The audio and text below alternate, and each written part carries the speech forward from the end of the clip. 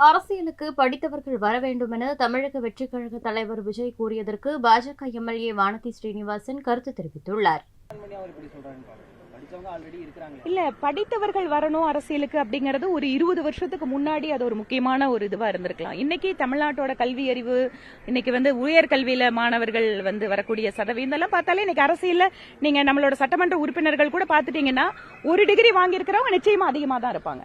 படித்தவர்கள் அப்படிங்கறதுக்கு மேல நம்ம என்ன இன்னைக்கு எதிர்பார்க்கணும் அப்படின்னா, மக்களுக்காக தங்களை அர்ப்பணித்துக் கொள்கிறவர்கள் அவங்கதான் இன்னைக்கு அவசியமா தேவைப்படுறாங்க. படிச்சவங்க எத்தனையோ பேர் ஊழல் விஷயத்தை ஈடுபடுறதை நம்ம பாக்குறோம். படிச்சவங்க எத்தனையோ பேர் சுயநலத்துக்காக இருக்கிறத பாக்குறோம். ஆனால் இன்றைக்கு என்ன தேவை என்றால், தியாக மனப்பான்மையோடு, சேவை மனப்பான்மையோடு மக்களுக்காக வேலை செய்கின்ற தலைவர்கள் தான் முக்கியம். அதை நோக்கி திரு நடிகர் விஜய் அவர்கள் செல்வார் என்றால் பார்க்கலாம் எந்த அளவுக்கு. போதை பழக்க வழக்குகள் தொடர்பாக பேசக்கூடிய அவர்களுடைய படத்திலே அதிகமான சிகரெட் குடிக்கிறது காட்சிகள் நிறைய நடிச்சிட்டு இருக்காரு.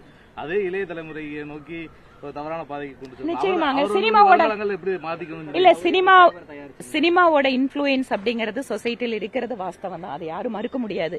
ஆனா சினிமா நடிகர்கள் அரசியல் கட்சி ஆரம்பிக்கும் போது அவங்க எல்லாம் இதுக்கு பதில் சொல்லணும்.